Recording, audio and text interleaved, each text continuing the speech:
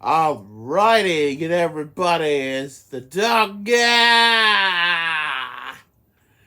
It is now time for the next installment of the AC/DC album review series. We have now arrived at AC/DC's second live album from 1992, simply titled AC/DC Live. The majority of the album was recorded during the band's Razor's Edge tour from dates in 1991, believed to be from Donington, Edmonton, Glasgow, Moscow, and Birmingham, according to Wikipedia. That's where most of these songs are from. Now, we're going to do the 2-disc edition, because that, I'm sure, most hardcore AC/DC fans would have over the single-disc edition. So you've got some great songs. You've got Thunderstruck and Shoot the Thrill and Back in Black to kick the album off. What a great way to open the album. And you've got Sin City and Who Made Who, which features an extended intro with Angus chants from the audience. I believe there's a screw-up with the intro of Sin City where Brian mistakenly says they're in Dublin, but I believe that might be an overdub. Apparently, according to Wikipedia, I don't know if this has been changed since, this was taken from one of the gigs they did in Belfast, and then Brian had mistakenly said Dublin by mistake. And, of course, there's other great performances on air, such as Heatseeker and Fire Your Guns, and a nearly 15-minute version of Jailbreak as well, which has been cut down to cut out Angus's strip section, essentially. And the Jack, which is definitely identified from being in Moscow, basically due to the bridge section. And the Razor's Edge, Dirty Deeds, Thunder, Cheap, and Money Talks closed out the first disc. Some of the best recordings from that tour, in my opinion.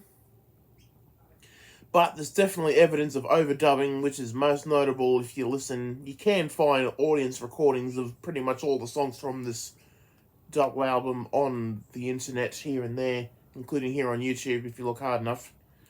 Disc 2, of course, opens with Hell's Bells and Are You Ready? And perhaps one of the best versions of That's the Way I Want to Rock and Roll that I've ever heard, although I have heard a few from 1988.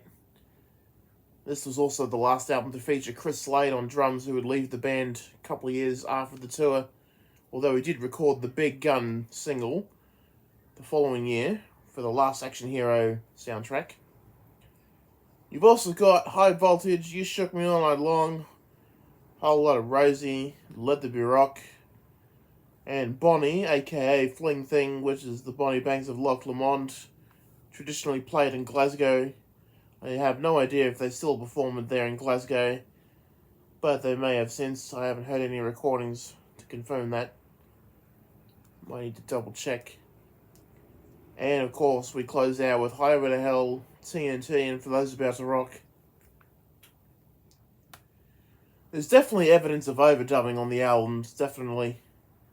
It can be noticed when comparing side by side with audience recordings. Which is a shame, though, because really, I don't see the point. Why can't you just use the raw audio, just mix it up to decent sound quality, and why drop in pointless overdubs? I mean, it's even more obvious when you watch the Live at Donington video and DVD. There's evidence of overdubs in a number of songs across both the DVD and the VHS. But this was something that the fans definitely wanted to get a hold of, especially because there have been tons of bootlegs getting around since at least 1979. But they finally got what they wanted, and this is actually one of my mum's favourite albums. She's a big fan of Chris Slade's fast-paced drumming from this particular tour. But all in all, I'd give it a 9 out of 10, mainly because I still prefer the earlier stuff with Bond and stuff. But either way, there really isn't much more to talk about it because it's a live album. I don't play it very often. I've been playing all the radio stuff instead. But either way, that will do. This is a fairly short one, so be sure to leave a like. Let me know your opinion in the comments about this live album. And of course, if you're new, subscribe to the Be a Good Dog YouTube channel, because we will be doing Ball Breaker very soon, which is the next album. But until next time, this is the Dog saying have a wonderful day, everybody, and I shall see you again.